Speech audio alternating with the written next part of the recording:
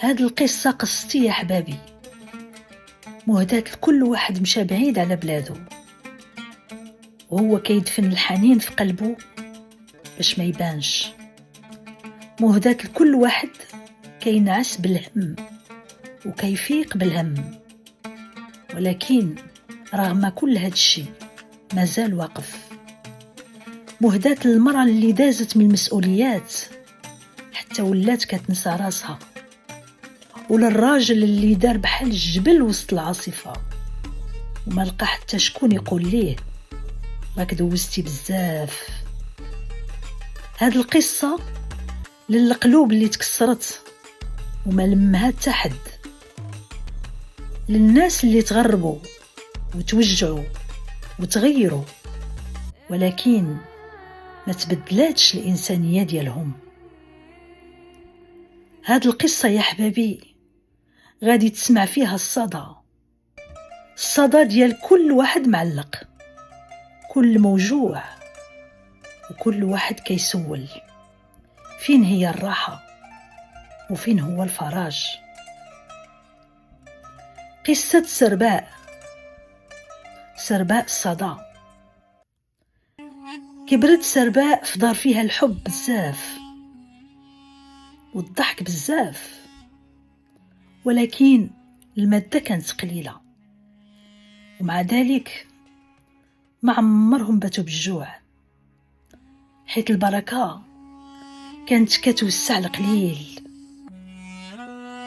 سرباء كانت طفلة تغني، تمثل وتكتب، كانت تكتب الشعر، وكان العالم ديال المسرح داير ليها بحال الحضن. كانت كتوقف فوق الخشبة وكترتاح بحال إلا كتشم ريحة نفسها الحقيقية. الخشبة بالنسبة لها ما كانتش غير بلاصة يوقفوا فيها الممثلين، ولكن عند سرباء كانت بحال داك النفس، كانت كتشد فيها أول نفس ديال الراحة وآخر نفس ديال الصبر. فوق الخشبة تعلمات سرباء كيفاش توقف حتى إلا كانت الدنيا كتوقع عليها، تعلمات كيفاش تهضر حتى كيفاش تسكت فاش يكون السكوت أقوى من الهضرة. تعلمات سرباء كيفاش تضحك للجمهور وهي من الداخل كتداوي جروح ما يعرفها حتى واحد. الخشبة رباتها، علمتها تكون قوية بلا ما تقسى، وتكون هادئة بلا ما تنكسر.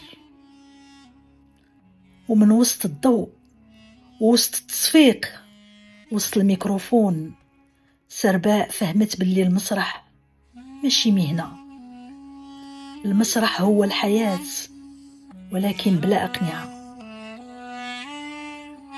الأب الله يرحمه ديال سرباء كان رجل بسيط مثقف، كان واعي، ولكن كان يخاف عليها، كان باغي يشوفها غير مستقرة، وما كانش ديما كيعرف يعبر على الفخر ديالو بها.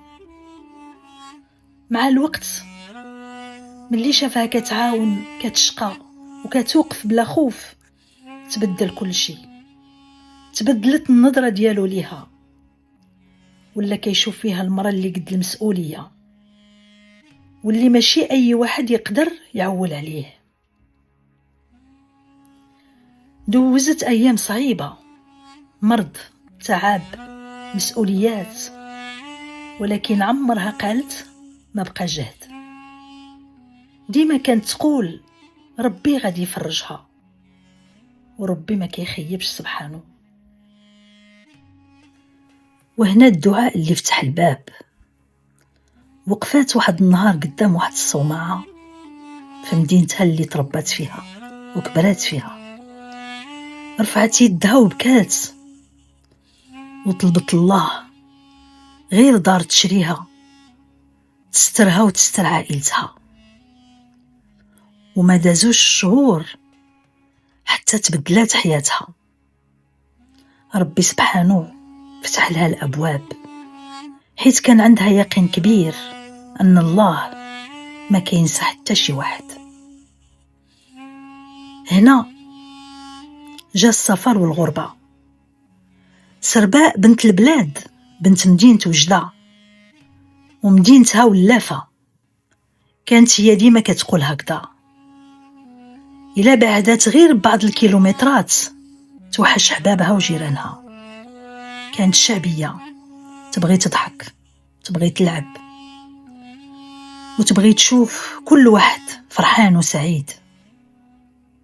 ولكن جات الضربة القاضية لسرباء.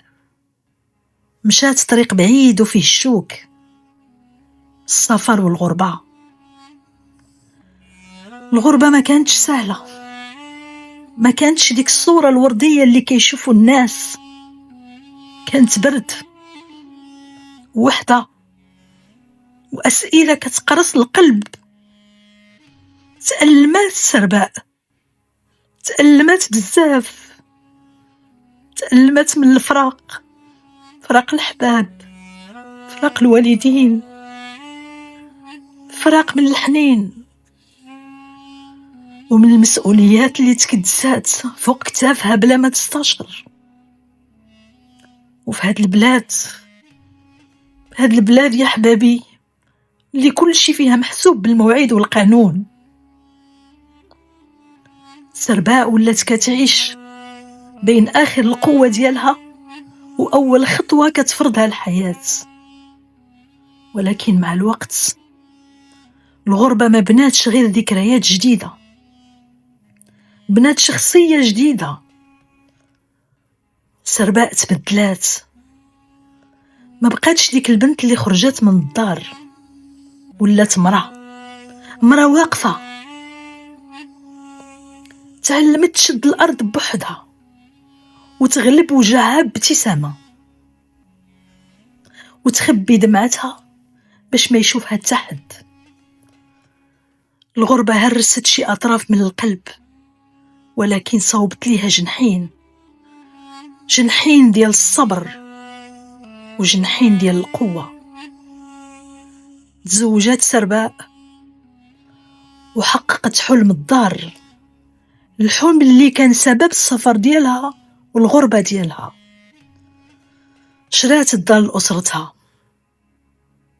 تحقق ذاك الحلم، ورفعت الراس لوالديها من ألسنة الناس اللي تتشفى من الفقر والميزيرية.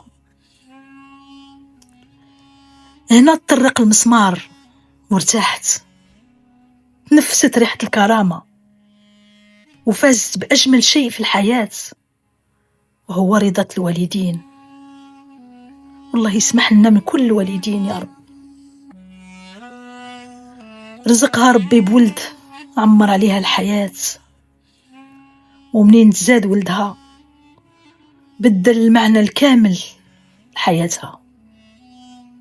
رباته على الوعي والاحترام والرجولة، وعلمته كيفاش يكون راجل بلا ما يكون قاسي، وكيفاش يسمع بقلبه قبل ودنيه. اليوم سرباء ما بقاتش غير مرأة، ولات صوت وملجأ للبوح، مساحة للناس اللي مهمومين واللي كيحتاجوا يسمعوا كلمة صافية، من المسرح للأمومة للمعاناة للقوة. بقات ديما واقفة، وما زال سرباء واقفة، وكتقول لك حتى إلا تكسرت يمكن ترجع تبني نفسك من جديد. سرباء الصدى مساحة هادئة كنرجعوا ليها ملي كيكتر الضجيج في حياتنا. هنا الصوت كيصبح دواء، والكلمات كتلقى طريقها للروح بلا ما نضغطوا عليها. أنا عائشة الركراكي كنحكي بصوت على القصص اللي كنخبيوها بين السطور، لحظات القوة ديالنا، لحظات الضعف، التعب، بداية جديدة، وذكريات اللي علمتنا نوقفوا على رجلينا من جديد. هنا غادي تلقاي حديث صادق، حنان، تجارب نسائية، تأملات من القلب للقلب، فضفضة. سرباء الصدى، قناة صوتية بصوت أختكم عائشة الركراكي. تحياتي لكم من القلب، واللي عجبها المحتوى تشترك، ولكم مني أغلى التحيات.